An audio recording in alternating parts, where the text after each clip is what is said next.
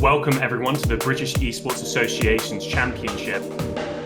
To burn an early summon spell maybe to try and like regank this lane.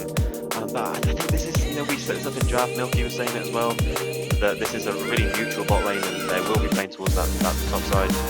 While that gank was going on, it was Steel Brothers able to get there into the jungle, steal away the Raptors. See nearly a solo kill in the top lane. He goes too deep and it's the first blood for Sion then. Play. I mean, they are 2,000 gold behind at the moment. I'm not actually sure if he saw Oof's base or not. But if he did see a base, maybe he could have taken the Mountain Dragon there. As we see more trading here in the top lane. I was expecting this to be a neutral lane, but he's going for the kill into the tower. Wow, Yubi just doesn't know the meaning of fear and takes their third kill of the game. They're going to make a play here onto Fiora, maybe even a dive. She uses the parry already.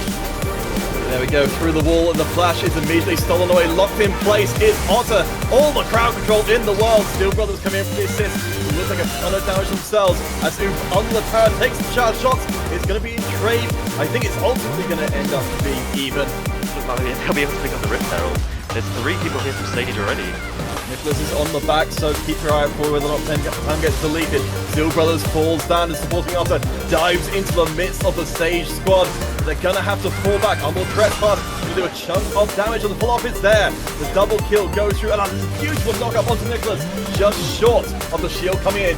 Twisted up in the air, buys themselves a few more moments of life with the stasis, but triple kill for Oof. They've been now they've taken the first Rift Herald. It'll be interesting to see what they use this Rift Herald for. Obviously, I think the best play, if it's available to them, would be to break open this mid tower and open the map up even more. I think the biggest thing in that last play, though, is the play was so soon after the fight in the as Nicholas. Hold the phone for a second. Nicholas goes in, gets another shutdown. This isn't a Kali who keeps. You're not going to get another charge off. It's definitely dead. But I love this from Yubi. He's as can't lay people out here in the mid lane. He's got his both with him. Steel Brothers just can't deal with all this damage as the trespass comes in once more. So hard to escape from. A knock-up comes through. But this is a step too far for Oof, and Gamer Lord comes through and picks the kill. Tam now trying to escape and gets shut down again. That brings the gold much more. Steel Brothers leading the charge up, and Darren and the rest of the squad falling back.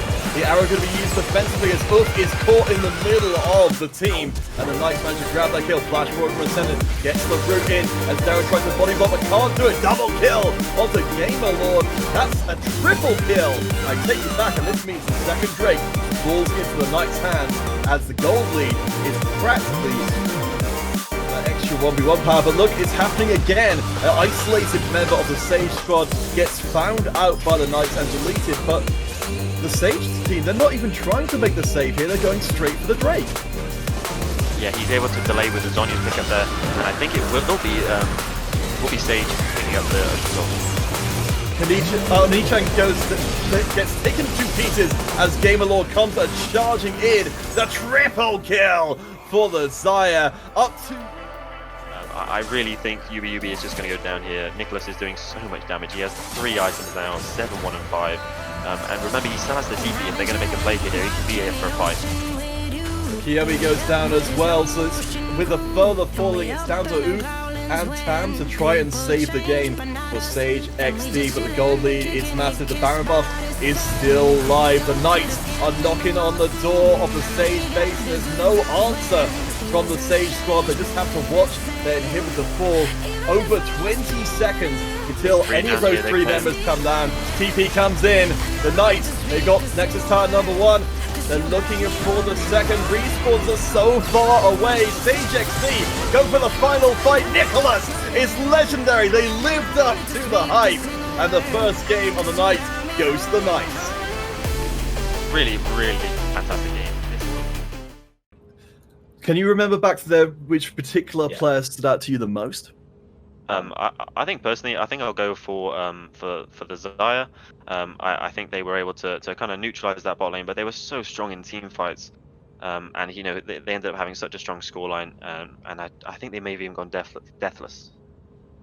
Suttie, do you have access to like my script? Because I've literally written down, you know, Gamer Lord MVP on the Zaya. Yeah, yeah, for sure. I think he was such a standout player, and for sure my MVP. Yeah, All right, so guys. So yeah, I really can't argue with that.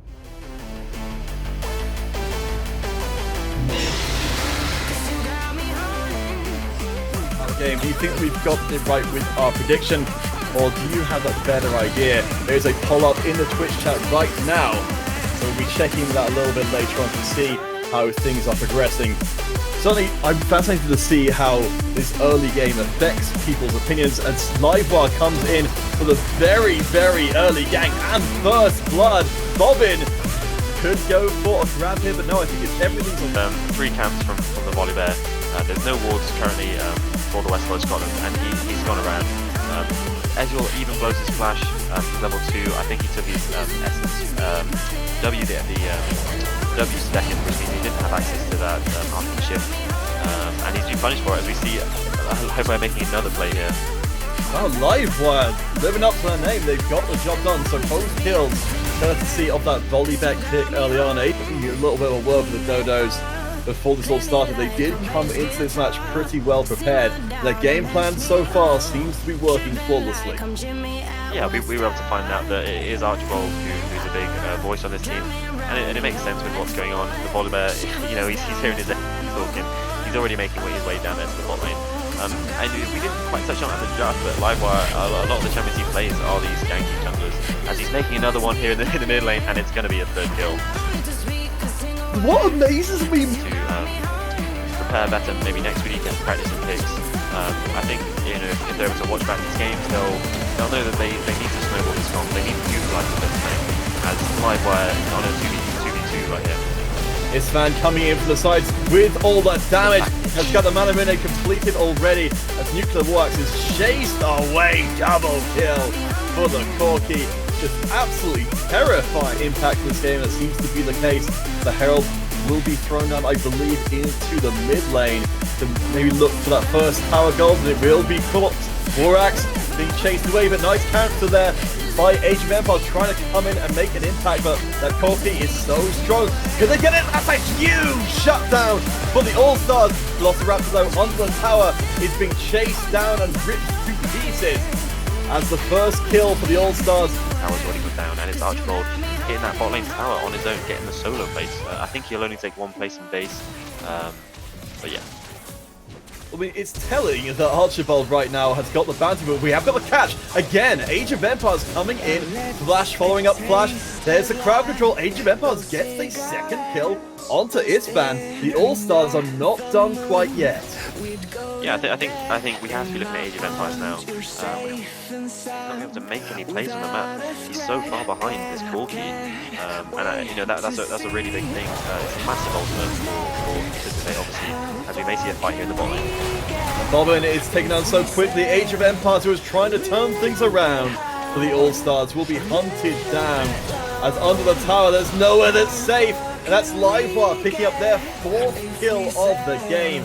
Livewire, Isban, and Archibald way through, but they're exhausted and they are deleted. The tower has been locked down by Livewire, which means they can go diving onto Velociraptor. That means there's very little defense left here for the All-Stars. That's a 2nd inhibitor down, and while this is going on, Goblin Yasuo is going for the 3rd. There's a deletion onto Dank Fridge. Bobbin falls as well. Yeah, I think it's really good to see them look to close out this game. They've got all 3 inhibitors already. It's just, I mean, it's the utter demolition here. We're talking about it before. The Dodos are sending a message to the entirety of the British Esports Championships here.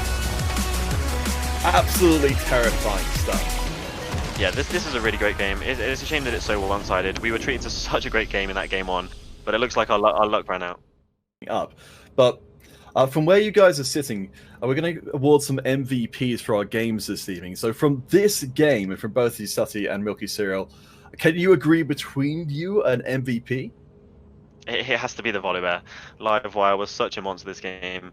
Maybe he didn't have the highest damage score. There was obviously the flashy plays from Vayne and the Corki, but he was the one setting up setting up that the early game advantages, I think for me it has to be Livewire.